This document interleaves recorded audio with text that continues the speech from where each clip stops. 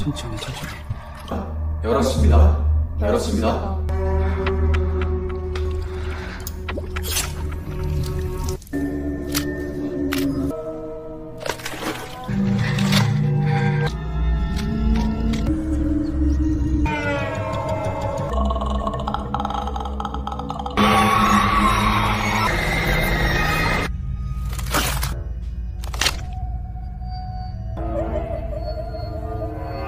성명.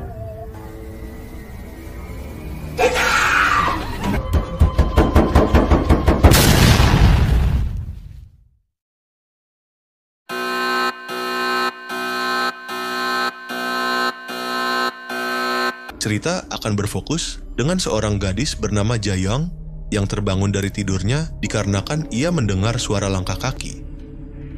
Dengan sedikit rasa penasaran, ia kemudian memberanikan diri dan melihat keluar kamarnya. Ia pun mendapati seorang anak yang berjalan berputar-putar dengan kaki yang terlihat tidak normal. Jayoung yang diliputi rasa penasaran pun kemudian mengikuti anak tersebut, namun tiba-tiba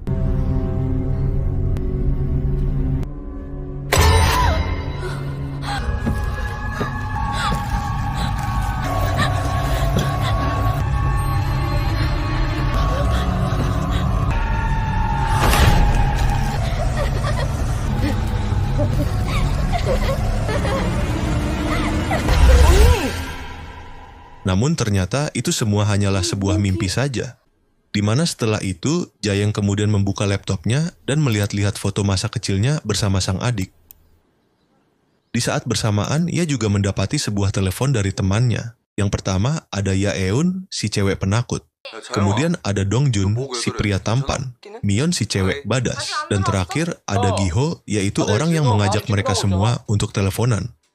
Dari percakapan mereka terungkap bahwa tujuan Gihoho mengumpulkan mereka adalah untuk membuat konten tentang perjurikan untuk mereka upload di YouTube Shabira Movie. Giho kemudian menjelaskan jika dirinya menerima sebuah link dari followernya yang berisi video ritual yang bisa memanggil roh penjawab segala pertanyaan. Giho juga menambahkan jika mereka bisa membuat konten yang seperti itu, pasti akan viral dan mendapatkan views yang sangat banyak. 이게 주작이든 아니든 그건 상관이 없어. 어차피 우리도 주작을 할 거에다가 스토리를 넣어가지고 페이크 다큐를 만들 거다 이 말이야. 모두 실종된다. 완전 리얼하게. 미연이는 할 거고 하는 졸라 대박이지. 글자 또 열었습니다. 열었습니다. 들어오세요. Singkatnya, setelah Giho menjelaskan konsep dan tempat yang akan mereka pakai untuk membuat konten, semua orang tampak cemas dan bimbang dikarenakan hal tersebut sangatlah ekstrim dan tak layak untuk dicoba. Giho pun kemudian menjelaskan jika ritual tersebut hanyalah omong kosong belaka dan tak mungkin mereka bisa memanggil roh asli bermodalkan tutorial dari link followers. Mendengar hal itu tanpa disangka, Jayoung menjadi orang yang pertama yang menyetujui konsep konten Giho. Dan setelah itu, satu persatu dari mereka pun akhirnya setuju dan akan melakukan seperti yang ada pada video tersebut. Namun pertanyaan lain muncul bagaimana mereka mencari satu orang lagi, dikarenakan ritual yang ada pada link tersebut harus berisi 6 orang, sedangkan mereka hanya ada 5 orang saja. Membuat mereka pun berencana untuk menyewa seorang relawan sebagai orang ke-6, yaitu orang yang akan berakting sebagai orang yang kesurupan. Namun, di tengah kebingungan yang mereka rasakan, Jayoung kemudian menghampiri adiknya yang bernama Seowu dan memintanya bergabung supaya mereka bisa segera membuat kontennya. Seowu pun menjawab jika dirinya akan ikut serta jika sang kakak memang membutuhkannya, dan hal tersebut didengar langsung oleh teman-temannya Jayoung. Singkatnya, hari pembuatan konten pun tiba. Dalam perjalanan mereka semua terlihat ceria dan penuh tawa, namun tanpa mereka sadari jika tempat yang mereka tuju mungkin akan menjadi tempat yang paling berbahaya bagi mereka. Setelah itu, mereka pun tiba di sebuah tempat bernama Shigudong, yang mana Mion mengatakan jika pada masa pendudukan Jepang area tersebut digunakan untuk memindahkan dan mengubur orang-orang yang telah meninggoy, membuat mereka semua ketakutan. Namun tanpa disangka ternyata tempat tersebut adalah tempat yang dicari oleh Giho. 저기다. 어때? 개쫄리지? 어? 저기다. 하면서 알아? 알았으니까 앞이나 똑바로 봐. 가자. Mereka pun akhirnya memasuki gedung tersebut. Di sana mereka menemukan sign of Satani atau tanda iblis. Mendapati hal itu, Miyeon yang ketakutan kemudian curi-curi kesempatan untuk memegang tangan Dongju. Namun Dongju dengan dinginnya melepaskan pegangan Miyeon. Setelah itu, mereka kemudian menemukan sebuah ruangan yang memiliki aroma yang sangat menyengat sehingga membuat mereka ketakutan dan menyarankan untuk mengambil konten di tempat lain saja. Namun, dikarenakan Giho yang kekeh ingin mendapatkan view banyak, ia pun kemudian membujuk mereka untuk tetap lanjut. Mendengar perkataan Jahyang, mereka pun akhirnya memberanikan diri dan masuk ke dalam ruangan tersebut.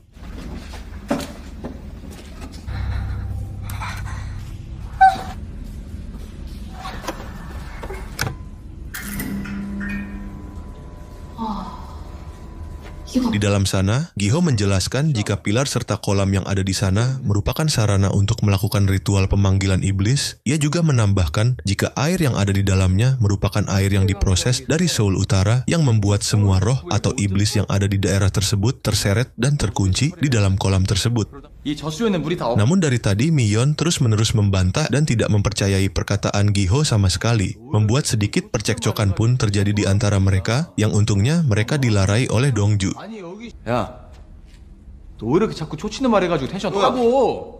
Setelah itu mereka pun kemudian bersiap untuk pembuatan konten mereka.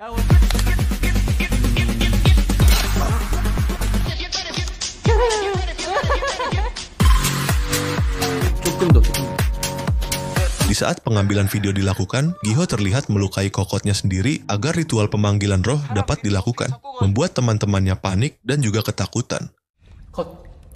아니 오빠 진짜인 줄 알았어요. 아 미친놈아 깜짝 놀랐잖아. 도라이인데. 괜찮지 그럼. 한자 뜨는 것도 다. Namun setelah kamera mati, ia kemudian memperlihatkan kepada teman-temannya jika sebenarnya itu hanyalah kebohongan semata. Setelah itu, mereka pun kemudian melanjutkan pembuatan kontennya. 뭐래 존나 잘 그려. 오케이. 야 이제 머리숱 대략 된 것 같으니까.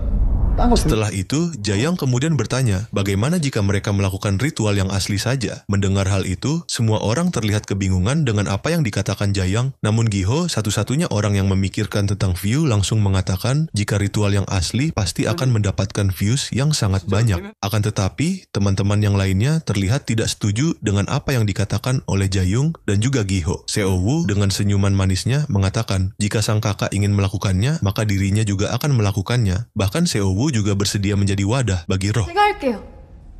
Mendengar hal tersebut diucapkan oleh adiknya, Jahyung hanya melihatnya dan tak mengatakan sepatah kata pun. Yang tak lama dari itu, Jahyung kemudian membesret kokotnya sendiri dan mengatakan jika mereka harus menggunakan darah manusia asli untuk membentuk lingkarannya. Dan setelah itu, Giho membagikan selembar kertas kepada mereka semua sambil menjelaskan jika mereka hanya perlu menulis pertanyaan yang ingin mereka ketahui, lalu menyimpannya dalam sebuah mangkuk yang berisi air dari kolam tadi. Singkatnya, setelah tengah malam, mereka pun kemudian menulis pertanyaan mereka masing-masing. Dan terlihat jika Jahyung menuliskan pertanyaan apakah dirinya bisa bertemu kembali dengan sang adik. Seo-woo yang melihat hal itu hanya bisa ngehuleng dan terdiam. Karena faktanya, Seo-woo adalah adik tirinya dan adik kandung dari Jahyung sudah lama meninggoy. Jahyung yang melihat jika raut banget Seo-woo nampak sedih, kemudian memberikan sebuah gelang yang langsung ia pakaikan di kaki Seo-woo. Seo-woo yang mendapati hal itu kemudian tersenyum dan berkata jika dirinya sangat senang dikarenakan itu adalah pemberian pertamanya dari Jahyung. Setelah semuanya menulis pertanyaan, mereka pun kemudian memulai ritualnya. Pertama, mereka harus menutupi kepala sang wadah, kemudian menyalakan lilin, menyimpan kertas pertanyaan, dan sang wadah harus masuk ke dalam kolam tanpa menggunakan alas kaki.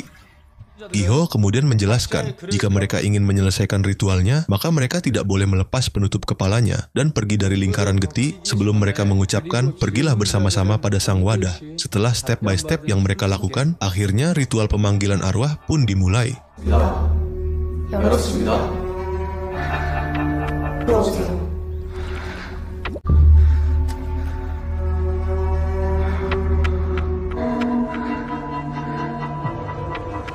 Namun dikarenakan tak ada apapun yang terjadi, Giho mengatakan jika mereka mending membuat ritual palsu dan Seo-woo sang wadah hanya perlu berpura-pura kesurupan.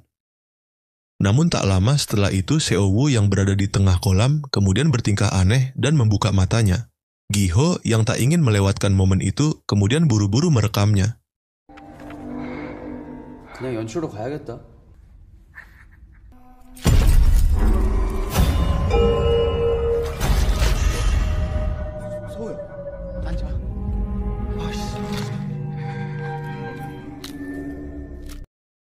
Dan satu persatu dari pertanyaan mereka pun mendapatkan jawaban di atas kertas mereka. Dan jawaban yang ada pada kertas Jayang bertuliskan benar dalam artian bahwa Juyong dapat bertemu kembali dengan adiknya yang telah lama meninggoy.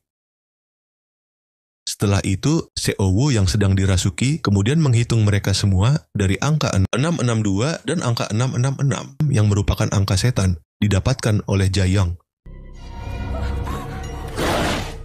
Melihat hal itu tanpa ada rasa kasiun, Giho terus-menerus merekam yang sedang terjadi dan Jayang yang melihat jika Seo-woo melangkah seperti anak yang ada pada mimpinya, kemudian hanya bisa terdiam tanpa bisa berkata-kata. Setelah itu, Dongju kemudian menghentikan Seo-woo dan Mi-yeon kemudian melepaskan penutup kepalanya, membuat semua orang panik dan ketakutan dengan apa yang terjadi. Namun, Giho lagi-lagi tidak mempedulikannya dan hanya terlihat bahagia dikarenakan videonya memiliki respon yang bagus dari penontonnya yang mendengar. Hal itu tentu membuat Dongju marah dan menyuruh jika sekarang harusnya mereka memanggil polisi atau ambulans untuk segera datang. Namun Mi-yeon mengatakan jika tidak ada jaringan di handphonenya. Di sisi lain, Mi-yeon yang mendapatkan jawaban tidak di kertasnya terlihat sangat kesal dan juga cemas. Setelah itu, mereka yang ingin pergi dari sana mendapati jika pintunya tidak bisa dibuka, bahkan Dongju yang menggunakan tongkat baseballnya tidak bisa menghancurkan pintu tersebut. Namun, di saat semua orang berusaha mencoba membukanya jauh di belakang, Mi-yeon hanya terdiam ketakutan melihat mereka. Mi-yeon juga mulai mendengar suara aneh dan tepat di atas kepalanya, ia melihat sesosok bebengguk pikasiunan yang langsung merasukinya. Akan tetapi, teman-temannya yang tak melihat sesosok tersebut hanya bertanya-tanya apa yang sedang Mi-yeon lakukan. Ya Eun yang menyadari jika Mi-yeon terlihat aneh. Ia kemudian bertanya, apakah Mi-yeon baik-baik saja? Mendengar hal itu, Mi-yeon yang sudah diambil alih oleh sesosok tadi, kemudian tersenyum dan mengatakan, baik-baik saja terus-menerus tanpa henti. Dongju yang mendekatinya malah dikagetkan dengan teriakannya yang langsung berlari ke arah pintu dan membenturkan kepalanya sampai bercucuran darah.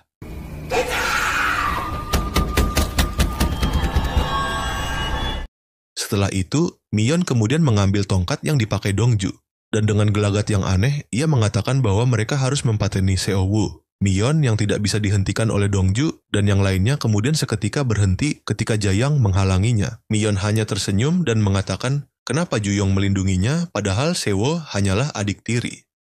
Tak lama setelah itu, Giho dari belakang langsung menuncrep Mi-yeon hingga innalillahi. Namun, mata Giho hitam pekat seperti sedang dikendalikan oleh makhluk gaib. Dan ketika Dongju memegangnya, Giho tersadar lalu terkejut ketika melihat Mi-yeon yang sudah terbaring di lantai. Giho juga terlihat panik dan ketakutan. Namun Dongju menghampirinya dan mengatakan, jika itu bukanlah sebuah kecelakaan, melainkan sebuah pematenan. Mendengar itu Giho tidak terima dan bahkan mengatakan, jika dirinya tidak mengingat apapun. Dongju pun memperlihatkan kertas pertanyaan Mi-yeon yang bertuliskan apakah aku bisa kabur dari Giho. Melihat hal itu, Giho kemudian mengingat jika dahulu dirinya pernah mengancam Mi-yeon dengan mengatakan, jika Mi-yeon tidak memberitahu bocoran jawaban ujian, maka Giho akan mempateninya, yang mana hal itu ternyata disaksikan oleh Dongju dari luar ruangan. Kembali ke masa sekarang, Giho terus-menerus mengatakan jika dirinya benar-benar tidak sadar pada saat itu, dan meminta mereka untuk percaya kepadanya. Menengapi hal itu, mereka kemudian memberikan rekaman yang ada, dan Giho melihat jika dirinya lah yang telah mempateni Mi-yeon. Giho mengatakan jika orang yang berada dalam video tersebut terlihat pincang, sedangkan kaki dirinya baik-baik saja. Dan ketika Giho akan membuktikannya, kakinya malah ditarik oleh Mi-yeon, dan lampu yang ada di sana pecah mengenai wajah Giho.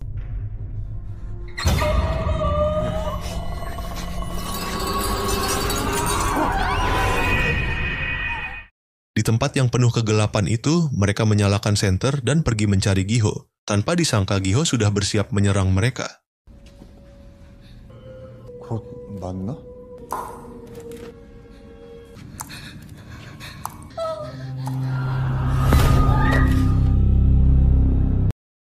Singkatnya, setelah mereka berhasil menangkap Giho, Jayang kemudian menyadari jika ada yang salah dengan ritual mereka, dan ketika ia melihat rekaman di HP Giho, Jayong mengatakan jika mereka telah terkutuk karena telah melanggar aturan ritual karena Yaen pergi terlebih dahulu juga, karena mereka langsung melepas penutup kepala tanpa mengatakan, pergilah. Menyadari hal itu, mereka semua pun berniat mengulangi ritual tersebut. 문을 열었습니다.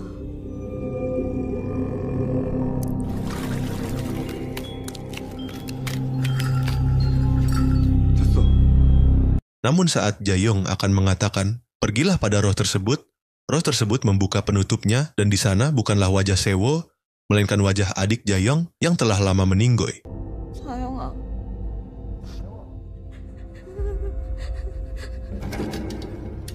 Namun untungnya Dongju dan Yaen terus memanggil Jayong yang pada akhirnya mereka bertiga pun mengatakan, pergilah pada roh tersebut. 나가주세요. Setelah itu, jaringan di HP Giho ada, Dongju kemudian menelepon polisi dan meminta bantuan kepada mereka. Namun tanpa disangka polisi tersebut menjawab jika dirinya akan segera menjemput Dongju. Membuat Dongju terdiam dan menyadari bahwa yang ia telepon bukanlah manusia, sebab bagaimana mungkin polisi bisa mengetahui namanya, sedangkan HP yang ia pakai adalah milik Giho. Sambil menunggu harapan yang tidak pasti, Dongju kemudian mengatakan perasaannya kepada Jayong, dan dengan sedikit kecupan, Jayong kemudian menjawab jika dirinya juga menyukai Dongju, di mana percakapan itu ternyata diam-diam didengar oleh Yaen yang sedang berbaring di belakang mereka. Setelah itu, mereka kemudian mendapati jika Giho telah innalillahi, yang ketika mereka melihat di rekaman, Giho dibebaskan oleh Sewo dan mempateni dirinya sendiri di depan kamera. Yeon yang ingin segera pergi dari sana kemudian mencoba membuka pintu kembali, akan tetapi kini Yaen malah menjadi orang yang kesurupan.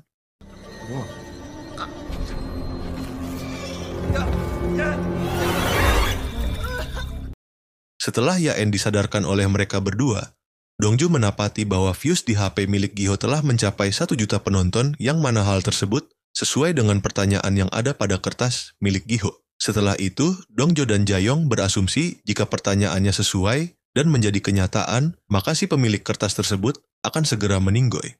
Mendengar hal itu, Yaen terdiam karena ternyata dirinya menanyakan tentang siapa orang yang disukai oleh Dongju. Dan karena jawabannya adalah Jayong, hal tersebut pun sudah sesuai, maka tak lama lagi dirinya akan segera meninggoy. Mendapati kenyataan tersebut, Yaen kemudian memberikan kertasnya kepada Dongju dan mengatakan, jika sekarang bukanlah rasa cinta yang ia inginkan, namun rasa aman yang bisa membawanya pulang dengan selamat. Ia pun kemudian menodongkan pisaunya kepada Dongju dan mengatakan jika ia berencana untuk mempateni salah satu dari mereka, dan jika hal itu bisa dilakukan, itu berarti ramalannya menjadi melenceng dan dirinya akan selamat. Namun ketika mereka berdua akan mengikat Yaen, ternyata ada sebuah pintu yang terbuka di balik dinding sana.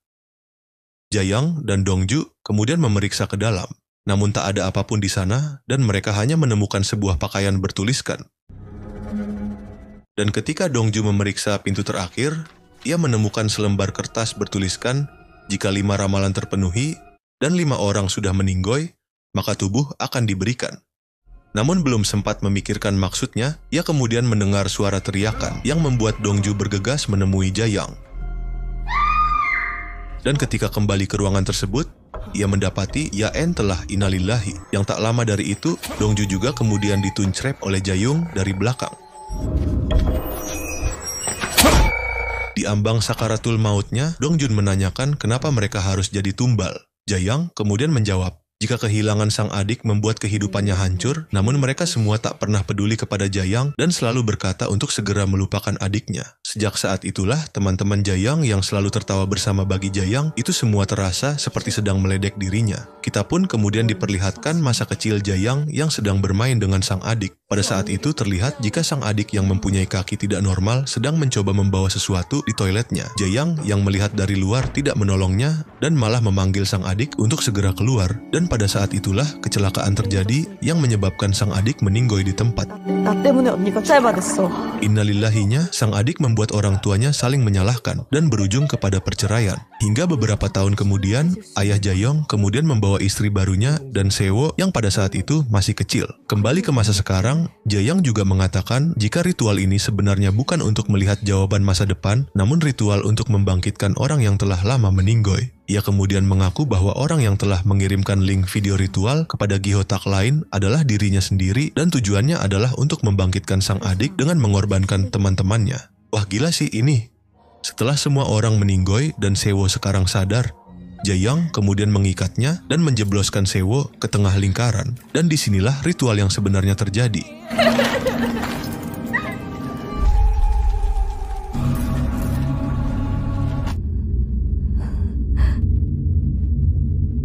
Setelah ritualnya selesai, Jayang kemudian membuka penutup kepalanya dan seperti yang ia harapkan, wajah itu tak lain adalah sang adik. 누구세요? Jayong yang hendak membawa sang adik pergi. Tiba-tiba matanya menjadi hitam dan semua jasad temannya memegang kaki sang adik seolah dirinya tak boleh meninggalkan lingkaran tersebut.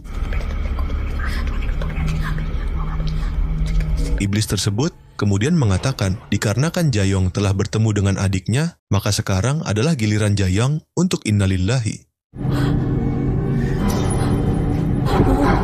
Sang iblis tersebut pun juga berterima kasih kepada Jayang karena telah membebaskannya dari neraka.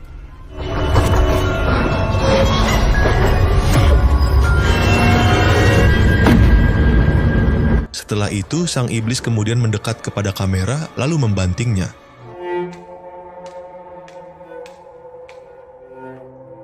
Dan film pun tamat.